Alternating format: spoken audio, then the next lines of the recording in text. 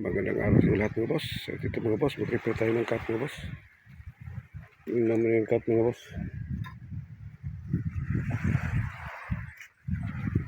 Pag mag-level ka pala ng ano mga boss, dito sa unahan mo. Pag-level yung unahan. Susunod.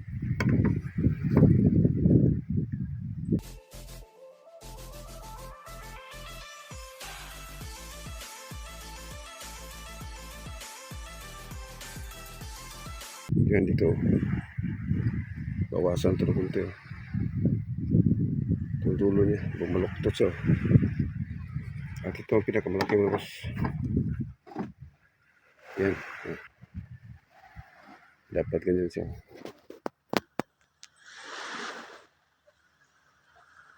Yan dapat.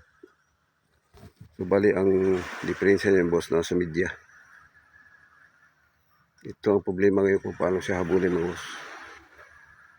So pag ganito mga boss, ang diskarte nito ay dito ka unang magbawas.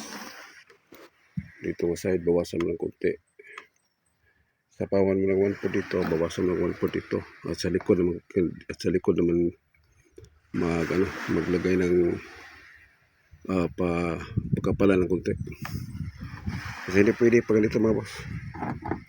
Siguradong mahulog ang rider nito mga boss pag ganito. Ang laking diferensya media.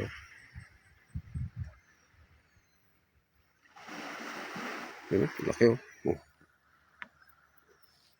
Pantay siya.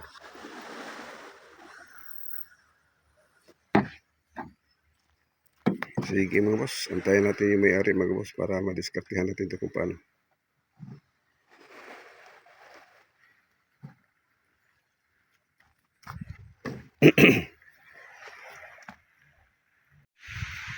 Ito mga boss, tanggalan natin sa likuran kasi nakaangat siya.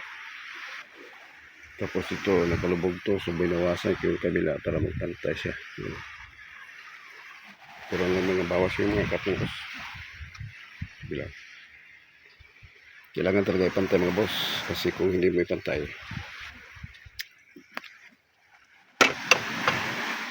sigurado ano mga boss, magilid-tagilid yung bangka pag tumakbo. Porkat mga boss, pero yung pagkakabit ng pagka-porkat ito ay masyadong mahaba yung likuran.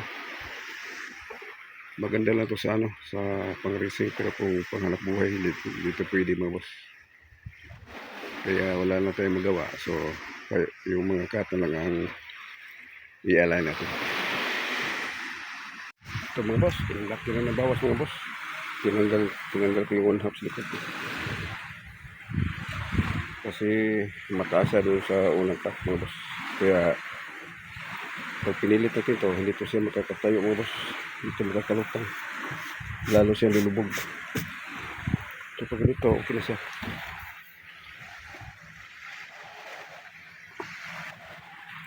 Kaya mga boss, libilado siya mga boss. Ito yung pangalawa. Balik ng pangkat. Sinahan.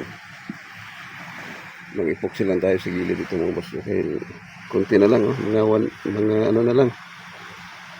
1/8 na lang diferensya mga boss. So, pwede na sa epoxy mga boss.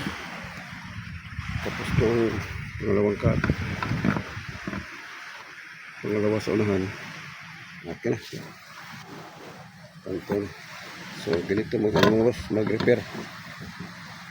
Pagkatapos ito ay mag-kabit pa tayo ng makina mga boss. So, okay ito mga boss. Ito na lang ang epoxy na lang ang kulang ito. Pahabaan natin ng konti. Okay mga boss, kabit ako ng makina mga boss, magmuntahe na mga boss. Umpisa na tayo mga boss, magmuntahe.